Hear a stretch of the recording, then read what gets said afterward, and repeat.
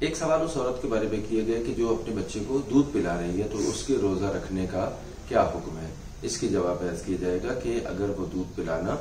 جو ہے روزہ رکھنے کی وجہ سے دودھ کم ہو جاتا ہے اور بچے کو نقصان پہنچتا ہے تو اس پر بھی جو ہے وہ ماں پر جو ہے وہ روزہ فرض واجب نہیں ہے. احتیاط کی بنیاد پر جو ہے وہ خاتون جو ہے وہ ایک فدیہ جو ہے وہ ایک مطعم جو ہے وہ فدیہ بھی دے گی اور جب اس مرحلے سے گزر جائے گی تو پھر اسے اس روزوں کی قضا بھی کرنا ہوگا.